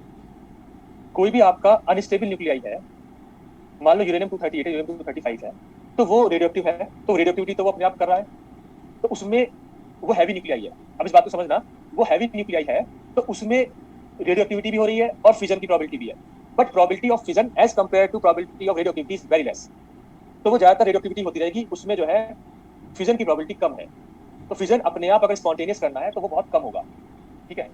तो फिर उसके लिए हमें न्यूट्रॉन्स को इंसिडेंट करना पड़ता है, उसको इनिशिएट करने के लिए, अदरवाइज वो कभी भी फिजन नहीं होगा, वो हमेशा रेडियोएक्टिविटी होती रहेगी, उससे अल्फा बीटा पार्टिकल्स निकलते रहेंगे depending on the property of that nuclei, ठीक है। तो पहली बात तो यहाँ पे ये है कि यहाँ पे फिजन जो है वो हैवी न्यूक्लियाई में होगा, ऐसा नहीं है कि लाइटर वाला फिजन दे देगा। लाइटर वाले में फ्यूजन होते हैं, फ्यूजन होता है,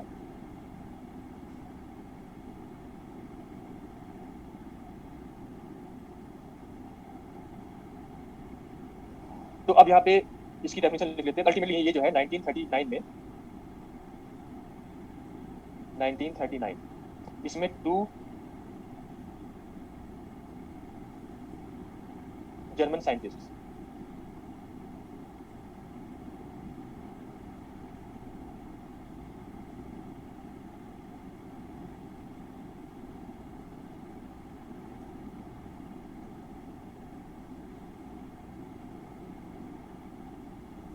तो इन्होंने पहली बार ऑब्जर्व किया 1939 में, observe that when uranium was bombarded with neutrons, it splits, it is splitted up into 2 radioactive nuclei। ठीक है, तो कौन कौन से रेडियोएक्टिव में हुआ? ये हो गया न्यूक्लियाई बेरियम एंड क्रिप्टन। तो सबसे पहले ये वाली रिएक्शन में देखी गई। तो इसका मतलब फिनोमेना क्या हो गया न्यूक्लियर फिजन का? तो ये प्रोसेस हो गया जिसमें heavy nuclei after capturing A neutron splits up into 2 lighter nuclei of comparable masses. वैसे 2 से ज्यादा हो सकते हैं, 2 और मोर हो सकता है। ठीक है, तो हम यहाँ पे लिख रहे हैं कि nuclear fission is a process in which a heavy nucleus after capturing, अगर न्यूट्रॉन को इंसिडेंट कराना पड़ रहा है, ठीक है, तो वो एक्चुअली इनिशिएट करना पड़ रहा है। तो एक्चुअली भले ये एक्सोथर्मिक रिएक्शन हो, इसको हम स्पॉन्टेनियस फिजन नहीं कहेंगे। स्पॉन्टेनियस तब होगा वो जो अपने आप हो रहा हो, जिसमें न्यूट्रॉन को इंसिडेंट नहीं करेंगे। तो उसकी प्रोबेबिलिटी बहुत कम है, पर वो भी पॉसिबल है, वो भी होता है। ठीक है, तो after capturing neutron splits up into 2 or more lighter nuclei of comparable masses। तो अल्टीमेटली लेट्स से आपने न्यूट्रॉन इंसिडेंट कराया इसकी हैवियर न्यूक्लियाई को। ठीक है, ये जो है इसकी शेप इस तरह से हो जाएगी और यहाँ पे कंपाउंड न्यूक्लियस बनेगा। ठीक है, कंपाउंड न्यूक्लियस बनने के बाद अल्टीमेटली ये दोनों, इन दोनों में जो है इस न्यूट्रॉन के इंसिडेंट करने की वजह से इसमें इलिप्सॉइड शेप बन जाएगी और अल्टीमेटली ये ऑसिलेट करेगा इसके बाद, स्फेरिकल और इस इलिप्सॉइड शेप के बाद ऑसिलेट करेगा। और फाइनली इसमें क्या हो जाएगा कि जो है कूलम रिपल्सन इंक्रीज, मतलब इतना बढ़ जाएगा कि ये दोनों स्प्लिट हो जाएंगे। तो अल्टीमेटली आपके जो है न्यूक्लियाई 2 में स्प्लिट हो जाएंगे और साथ में कुछ न्यूट्रॉन्स आपको और मिल जाएंगे। ठीक है, तो साथ में न्यूट्रॉन्स मिल जाएंगे। ये न्यूट्रॉन्स दोबारा इनिशिएट कर सकते हैं, तो चेन रिएक्शन बन जाएगी। ठीक है, और ये जो आपके रेडियोएक्टिव न्यूक्लियाई हैं, ये भी रेडियोएक्टिव न्यूक्लियाई बने हैं। तो इनमें जो है यहाँ से बीटा पार्टिकल्स और साथ में गामा रेज भी एमिट होंगे।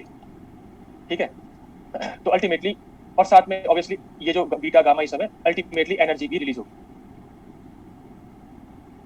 Energy will be release in the form of kinetic energy of the fusion fragments और बहुत कम kinetic energy of the beta particles and gamma rays, और साथ में हीट, लाइट, साउंड एक्सेट्रा ये भी बहुत कम होगा। लेकिन सबसे ज्यादा यहाँ पे क्या होगा, kinetic energy of the fusion fragments, वो सबसे ज्यादा एनर्जी रिलीज में हेल्प करेंगे। ठीक है, अब हम इसमें कुछ रिएक्शन लिख लेते हैं। तो अब नेक्स्ट स्लाइड पे चल रहे हैं।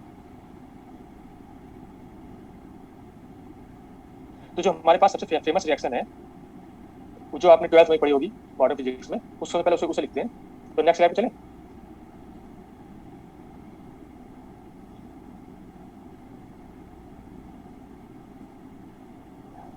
तो हमारे पास न्यूक्लियर फिजन की जो रिएक्शन है वो है, हमने न्यूट्रॉन को इंसिडेंट कराया यूरेनियम 235-92। तो हमें सबसे पहले यूरेनियम 236 और 92 ये कंपाउंड न्यूक्लियस बनेगा, कंपाउंड न्यूक्लियस।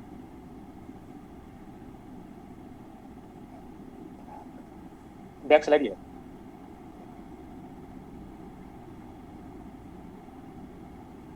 तो कंपाउंड न्यूक्लियस बन गया। कंपाउंड न्यूक्लियस बनने के बाद आपके फ्यूजन फ्रैगमेंट्स ये हो गए बेरियम 14456 प्लस क्रिप्टन 3689 प्लस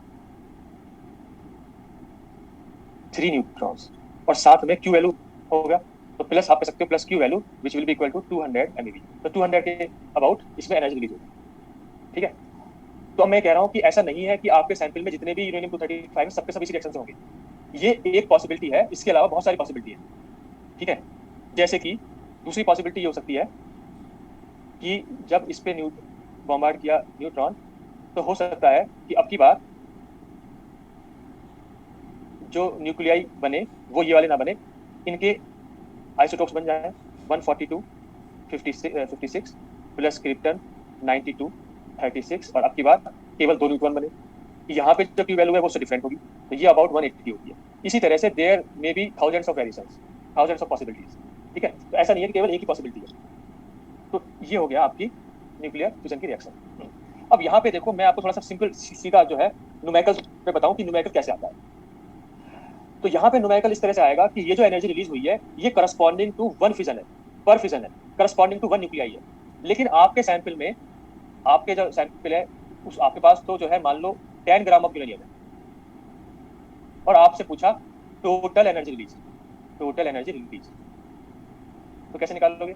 तो इसका आंसर आएगा total energy release will be equal to Q value, Q value का मतलब energy release in one reaction या one fission, energy release per fission, इसमें मल्टीप्लाई कैसे करोगे? इनटू नंबर ऑफ फिजन्स, जितने फिजन हुए, ठीक है। और नंबर कैसे निकालोगे? नंबर निकालोगे उसी तरह से कि 235 ग्राम में एवोगैड्रो नंबर के बराबर नंबर ऑफ न्यूक्लियाई है, तो आपके 10 ग्राम में कितने होंगे, इससे आपका नंबर निकल जाए। इस नंबर को क्यू वैल्यू मल्टीप्लाई कर दो, आपको टोटल एनर्जी रिलीज मिल जाएगी, ठीक है। तो यही बस यही आपका न्यूमेरिकल आते हैं ज्यादा, यही कंसेप्ट है। इसमें ये हो सकता है कि वो ये कहते हैं कि आपका जो रिएक्टर है या इसमें जो एफिशिएंसी है फिजन की वो मान लो 40% है। अगर मान लो कहते कि एफिशिएंसी 40%, इसका मतलब हम ये कहेंगे कि जितने भी न्यूक्लियाई आपके पास अवेलेबल है उसमें से केवल 40% ही फिजन कर रहे हैं, 60%। तो फिर आप नंबर ऑफ न्यूक्लियाई जब निकालोगे तो टोटल निकालने के बाद उसका 40% कर देना, तो वो फिर 40 हो जाएगा, फिर उसमें क्यू की मल्टीप्लाई कर देना। अब क्यू वैल्यू या तो दे रखा होगा या क्यू वैल्यू को निकालने के लिए मासेस दे देगा इन सभी का, न्यूक्लियाई का, पार्टिकल्स का, तो उससे आप क्यू वैल्यू निकालोगे, mass of the reactants minus mass of the product into c², और वहां पे जो भी क्यू वैल्यू में आपने पढ़ा है फॉर्मूले वो सब यहाँ पे यूज कर सकते हो विद कंडीशंस, ठीक है। यहाँ भी ज्यादातर एटॉमिक मास देगा, उसके हिसाब से आप कर लो। तो ये आपका न्यूमेरिकल आता है। तो इसमें भी आपको कोई भी यहाँ पे नया फॉर्मूला नहीं पढ़ना है, यहाँ भी क्यू वैल्यू का ही यूज करना है। इसके अलावा अब हम नेक्स्ट स्लाइड पे चल रहे हैं। ये लिख लिया आपने?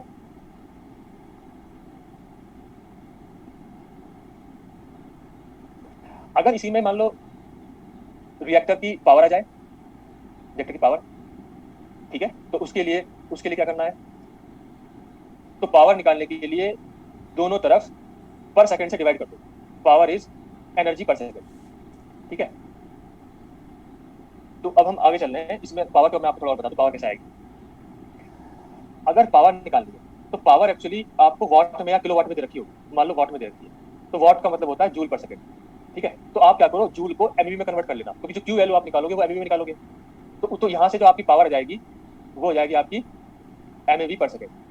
और पावर निकालने के लिए क्या करोगे, जो टोटल एनर्जी रिलीज है आपकी वो पर सेकंड जो है करोगे तो पावर आएगी।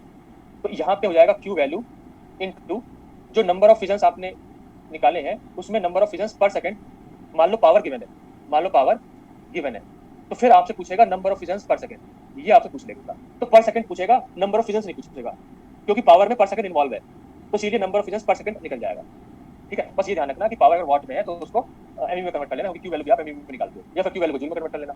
तो ये भी आपका न्यूमेरिकल हो गया। अब हम आगे बढ़ रहे हैं, तो अब हमें जो है, अब क्योंकि टाइम कम रह गया, तो अब मैं एक काम करता हूँ, इसमें थ्योरी ना करके न्यूमेरिकल पा जाता हूँ, ठीक है। थ्योरी में इसकी जो है अभी और पढ़ाना है, इसमें रिएक्टर्स में क्या होता है, रिएक्टर में कौन कौन से कंपोनेंट्स होते हैं, क्या वो सब पढ़ाना है, ठीक है। अब मैं क्योंकि टाइम कम है न्यूमेरिकल पढ़ जाता हूँ, उसके बाद अब एक चीज बतानी है न्यूमेरिकल से पहले, वो ये है कि ये भी लिख लो कि स्पॉन्टेनियस फिजन क्या होता है। स्पॉन्टेनियस फिजन में की प्रोबेबिलिटी बहुत कम होती है, लेस प्रोबेबिलिटी, लेकिन ये वो होता है जिसमें न्यूट्रॉन को इंसिडेंट नहीं करते हैं, बिना न्यूट्रॉन को इंसिडेंट करे अगर रिएक्शन हो रही है तो ऐसी पॉसिबिलिटी है, पर बहुत कम होती है। तो यहाँ पे मान लो यूरेनियम 238 है, तो ये स्पॉन्टेनियस फिजन हो रहा है अपने आप, तो ये बन जाएगा आपका barium 146 56 plus krypton 91 36 and plus 1 neutron. ठीक है, तो ये जो नंबर ऑफ न्यूट्रॉन्स प्रोड्यूस हो रहे हैं ये सभी में बराबर नहीं होते, किसी में 3, किसी में 2, किसी में 1। ठीक है, इस तरह से। तो साथ में कुछ क्यू वैल्यू, तो क्यू वैल्यू हर एक रिएक्शन की याद करने की जरूरी नहीं है, वो एग्जाम में देगा। बस आपको जो स्टैंडर्ड 200 वाली है जो शुरू में लिखवाई थी वो याद करनी है कि अगर वाली रिएक्शन है तो 200 के आसपास आती है। बाकियों में क्यू वैल्यू जो है निकालने के लिए मास दे देगा। तो यहाँ पे स्पॉन्टेनियस का मतलब ये है कि ये अपने आप हो रही है, न्यूट्रॉन इज नॉट रिक्वायर्ड या is not incident to initiate. Initiate इसलिए करना पड़ेगा क्योंकि सबके सब न्यूक्लियाई जो है स्ट्रॉन्ग न्यूक्लियर फोर्स से बाउंड है। ठीक है, तो उसको इनिशिएट, और वैसे भी ये रेडियो एक्टिव है तो इसमें ज्यादातर प्रोबेबिलिटी अल्फा डीके की होगी। ठीक है, तो यहाँ पे जो है मोर probability of alpha decay, alpha कह लो या रेडियो एक्टिविटी कह लो, और रेडियो एक्टिविटी। ठीक है, रेदर देन फिजन। तो फिजन को इनिशिएट करने के लिए आपको जो है न्यूट्रॉन इंसिडेंट कराना पड़ेगा, अपने आप जो होगा वो बहुत कम प्रोबेबिलिटी होगी। अब हम जो है न्यूमेरिकल पाते हैं। ठीक है, तो एक दो न्यूमेरिकल कर लेते हैं। तो अब यहाँ पे हमें करना है, इसीलिए ये लिख लिया ना आपने, हम आगे चलें।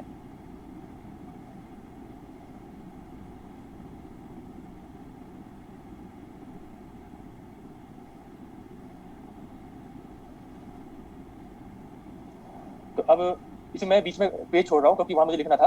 अब मैं सीधा न्यूमेरिकल पा, ये है। तो ये आपका, मैं अभी पेज में बताता हूँ।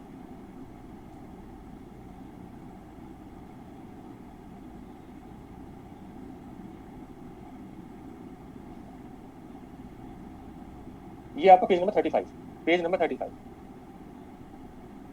इसे सॉल्व करो, कितना आएगा? The energy release in the fission of 1 kg uranium. ठीक है, तो अब यहाँ पे अभी जो मैंने आपको रिएक्शन लिखवाई थी, तो मैंने आपको क्या कौन सी रिएक्शन लिखवाई थी?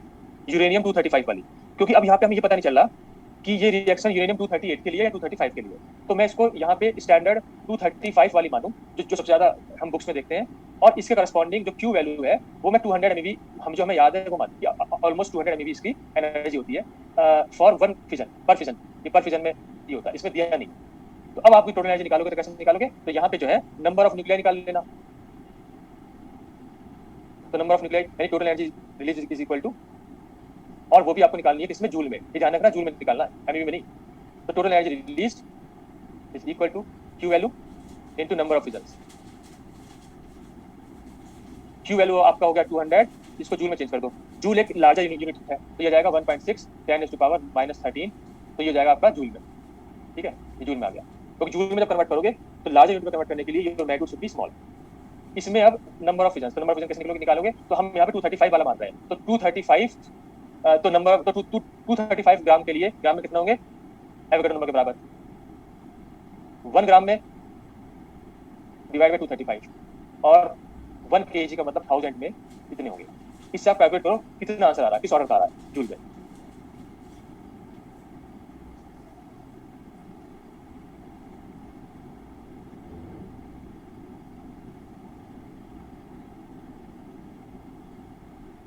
तो ये आएगा, नहीं 10 का जा रहा भाई, ये आएगा आपका आंसर 10 में आ रहा है, मेरा आंसर गलत कैसे आ रहा है?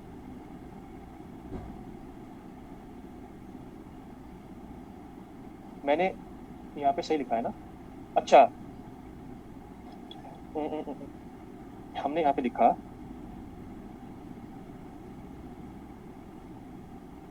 1000 की मल्टीप्लाई भी करिए।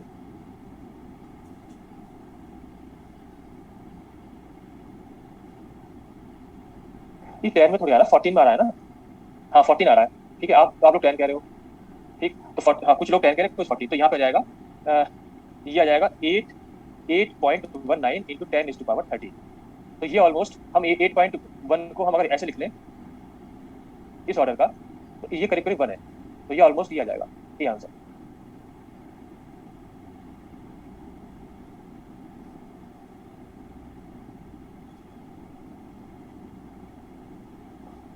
अब हमें करना है नेक्स्ट क्वेश्चन, और इस क्लास के लिए लास्ट। ठीक है,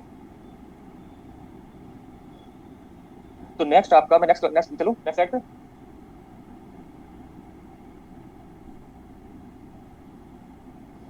तो अब आपको करना है, ये काम करते हैं, इसे नहीं करते हैं, इससे बेटर क्वेश्चन करते हैं, इसको हम करेंगे नेक्स्ट क्लास में। ये वाला करते हैं, पेज 38 क्वेश्चन नंबर 1। हाँ, इवनिंग में क्लास रहेगी।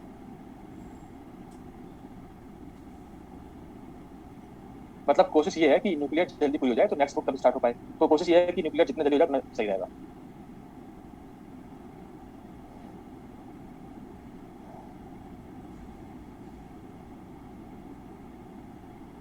लास्ट लास्ट स्लाइड ये है।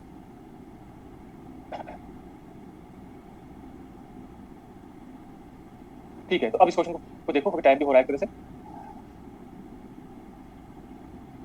इन न्यूक्लियर रिएक्टर, पेज 38 पे है ये, TIFR 2012। In nuclear reactor plutonium is used as fuel. इसकी रिएक्शन आपको दे दी है, releasing energy by its fusion into isotopes. तो यहाँ पे जो प्लूटोनियम पे न्यूट्रॉन इंसिडेंट कराया, तो यहाँ पे बैरियम और स्ट्रोंशियम मिल गए और साथ में 3 न्यूट्रॉन्स। अब आपको दे रखा है बाइंडिंग एनर्जी पर न्यूक्लियन, हर एक न्यूक्लियर की दे दी है। और ये आपको पता है कि binding energy of neutron is 0, particles की 0 होती है, तो पार्टिकल्स की देने की जरूरत नहीं है। ये बाइंडिंग एनर्जी पर न्यूक्लियन क्यों दी है आपको? अब उससे पूछा है, using this information one can estimate the number of such fissions per second.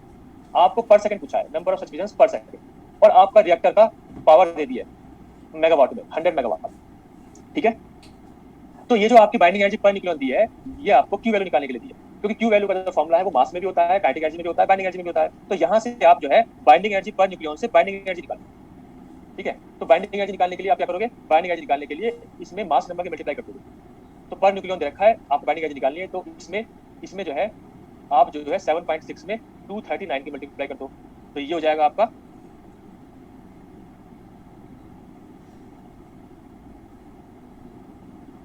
कितना हो रहा है, ये होगा 1816.4। तो ये आपकी बाइंडिंग एनर्जी आ गई। तो आप पहले तीनों की बाइंडिंग एनर्जी निकाल दो। ठीक है, इसी तरह से आप जो है 8.2 की मल्टीप्लाई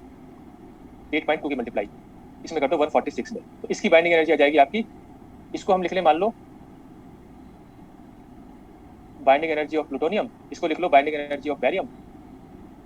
ये वैल्यू आ रही है 1197.2। सिमिलरली 8.6 में 91 की मल्टीप्लाई करो तो बाइंडिंग एनर्जी ऑफ एसआर, ये वैल्यू आ रही है 782.6, और ये सबके सब एमईवी में आ रही है। ठीक है, अब क्या करो, क्यू वैल्यू निकाल लो।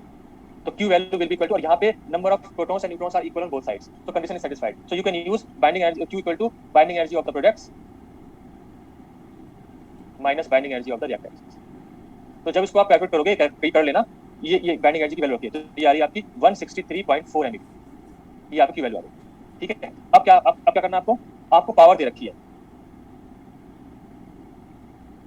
ठीक है, तो पावर होती है आपकी, power is equal to total energy released per second. Total energy release कितनी होती है? वो होती है क्यू इंटू, यहाँ पे टोटल एनर्जी हमें निकालना क्या है, यहाँ पे निकालना हमें नंबर ऑफ फिजन्स पर सेकंड, तो Q into number of फिजन्स per second, ये आपको निकाल। ठीक है, अब यहाँ पे जो नंबर ऑफ फिजन्स पर सेकंड है उसको निकाल लो, नंबर ऑफ फिजन्स पर सेकंड, वो कितनी हो जाएगी? Power upon Q, power upon Q. Power की वैल्यू हो गई 100 मेगावाट में है, तो 10 की पावर 6 की मल्टीप्लाई कर दो। ठीक है, और ये कितना है? ये जूल आया है, वाट होता है जूल, तो ये हो गया जूल पर सेकंड, जूल पर सेकंड। अब यहाँ पे क्यू वैल्यू आपने निकाली 163.4, ये आपकी एमईवी में है, इसको कन्वर्ट कर दो जूल में, 1.6 10 to power -13, तो ये आपका जूल में कन्वर्ट हो गया। अब इसे कैलकुलेट कर लो, तो आप इसका आंसर आ जाएगा आपका 3.82 10 to power 18। ठीक है, यानी कि ऑप्शन नंबर ए आ जाएगा।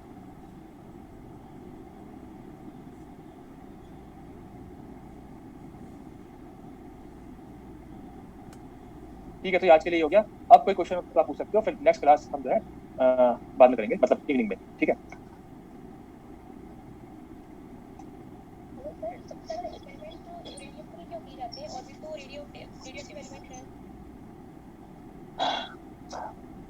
देखिए ऐसा नहीं है कि औरों को भी करते हैं, पर औरों में रिएक्टर्स में जब यूज करते हैं तो इतना आसान नहीं होता करना, उससे एनर्जी निकालना।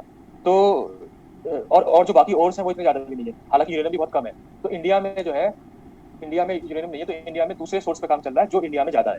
अदरवाइज सब हम जो है, हमें ज्यादातर जो इम्पोर्ट है वो उज्बेकिस्तान, कजाकिस्तान, यहाँ से मंगवाना पड़ रहा है। अवेलेबिलिटी पे करते होंगे सर? हाँ, अवेलेबिलिटी पे, और क्योंकि अवेलेबल नहीं है तो इसीलिए क्या हो रहा है कि अब हम थर्मल की तरफ बढ़ रहे हैं, मतलब कि जो हमारे विंड एनर्जी है, जो हमारी सोलर एनर्जी है, हम इन पे आ रहे हैं। ठीक है, स्लाइड नंबर 9, स्लाइड नंबर 9 ये है। सर इसमें एक बार वेलोसिटी बताना कैसे आएगा? वेलोसिटी देखो, जब गामा की वैल्यू आ गई आपकी, गामा की वैल्यू होती है, गामा की वैल्यू एक तो है 1/1 माइनस स्क्वायर, तो गामा का रिलेशन वेलोसिटी से है, और गामा की value energy upon rest mass energy भी है, तो उसकी तो वहां से वेलोसिटी आ गई। ठीक है सर, ठीक है। Slide 10 sir slide first show करना। एक मिनट, स्लाइड 10 ये है। तो इसमें आपने जो बोला था, जो कॉस्मिक रे आती है, फिर वो जो पायन से म्यून होके जो टाइम डिलेशन दिखाती है, तो इसको मतलब ये मैंने भी पढ़ा था, बट ये कैसे हो रहा है, मतलब ये प्रोसेस?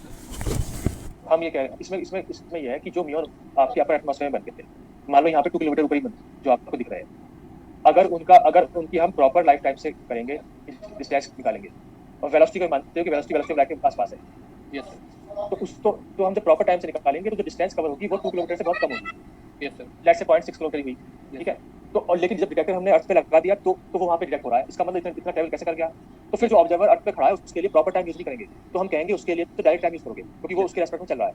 तो जब हमने डायरेक्ट टाइम यूज किया तो टाइम बढ़ गया, जब टाइम बढ़ गया तो उसके करस्पॉन्डिंग डिस्टेंस भी बढ़ जाएगा, because distance is proportional to time. तो मतलब यही एक रियल लाइफ एक्सपीरियंस है, मतलब और एलिमेंट्री पार्टिकल्स में भी ऐसा होता है कि इसमें म्यून में ऐसे देखने को मिलता है। ज्यादा एक्सपेरिमेंट्स या बुक्स में आपको म्यून मिलेगा, पर और पार्टिकल्स में भी हो सकता है, क्योंकि ये जो म्यून है वो ज्यादातर ट्रैवल अर्थ की तरफ कर जाते हैं, बाकी तो वही डिके हो रहे हैं। जैसे मान लो पायोन जो है वो उसकी लाइफ टाइम 10⁻⁸ है, तो जल्दी से डिके हो गया, वो अर्थ तक नहीं आ पाया, तो वो म्यून में डिके हो गया, पर म्यू वाला अर्थ तक आ पा रहा है। Yes sir. तो वो डिपेंड करेगा लाइफ टाइम पे, जिनकी लाइफ टाइम जिसके ऑर्डर की होगी वो आ जाएगा अर्थ तक, जिसकी नहीं होगी वो अर्थ तक नहीं आ पाएगा। हालांकि अर्थ तक सभी आ पा रहे हैं, तभी तो हम तभी तो वो डिस्कवर हो पाए। Yes sir. अर्थ तक आ सभी रहे, कुछ कम कुछ ज्यादा। अब जो है एक मिनट, स्लाइड नंबर 12 ये थी, और फिर हम फर्स्ट पे आ रहे हैं। स्लाइड नंबर 12 ये है। एक्सक्यूज मी सर, सर वो नंबर क्वेश्चन था सर, 7th स्लाइड। कौन से असाइनमेंट का? सर वो जो अपलोड नहीं हुआ है सर, वो जो अपलोड नहीं हुआ है उसका क्वेश्चन नंबर 7। सर 12 जो करवाया था स्लाइड 4 और शो ठीक करना। ठीक ठीक ठीक। अभी एक सेकंड, स्लाइड नंबर 4 ही होगी शायद, 4 तो एम्प्टी है, तो ये वाली होगी।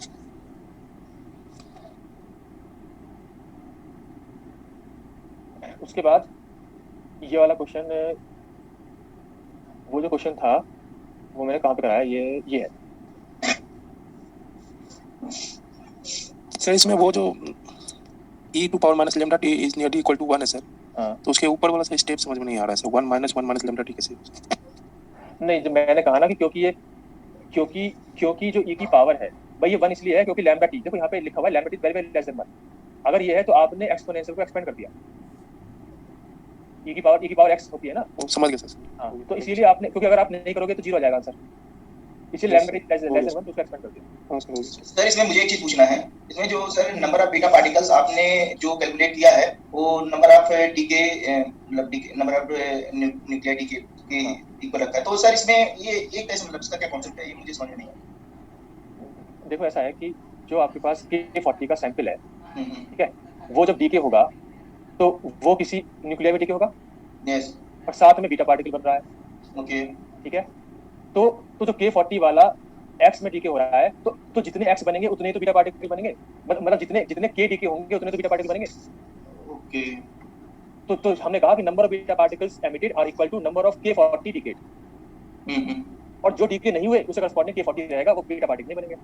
तो ये हुआ। Okay, thank you sir question number 7 थोड़ा explain, energy of muon 2.1 giga electron volt by 2 क्यों की?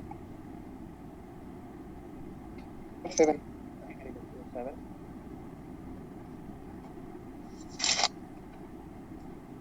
हाँ इसमें एक्चुअली इसमें जो एनर्जी दे रखी है ना, वो सेंटर ऑफ मास एनर्जी दे रखी है। सेंटर ऑफ मास एनर्जी का मतलब, सेंटर ऑफ मास का मतलब ये है कि सारा मास उस सेंटर ऑफ मास पे सेंटर्ड है। तो मास किस का हो जाएगा, वो जितने पार्टिकल्स बने हैं प्लस और न्यू माइनस, तो ये जो है दोनों का ही मास है। This 2.1 giga electron volt is mass of both mu plus and mu minus, और दोनों का मास बराबर होता है क्योंकि पार्टिकल एंटी पार्टिकल है। इसीलिए एक म्यून का मास इसका हाफ हो जाएगा, मतलब एनर्जी, एक म्यून की एनर्जी इसकी हाफ हो जाएगी, इसीलिए हमने हाफ किया। ऐसा हमने एक क्वेश्चन में और किया था, जिसमें हमने लार्ज हाइड्रोजन कोलाइडर में सर्कुलर पाथ था 27 किलोमीटर वाला क्वेश्चन था, उसमें भी हमने हाफ किया था। उसमें सेंटर ऑफ मास एनर्जी की टोटल दोनों प्रोटॉन की शायद 14 टेरा इलेक्ट्रॉन वोल्ट था, तो उसको हमने हाफ कर दिया कि एक प्रोटॉन की एनर्जी 7 हो जाएगी, और रेस्ट मास एनर्जी प्रोटॉन की यूज करके वहां भी हमने गामा निकाला, वहां भी हमने वेलोसिटी निकाली। 6 और 11। तो अब स्लाइड नंबर 6 ये है।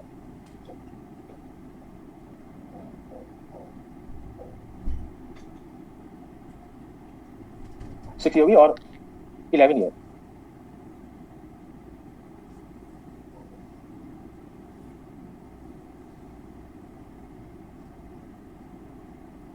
ठीक है, तो अब इस क्लास को एंड करते हैं। स्लाइड 6 ये है।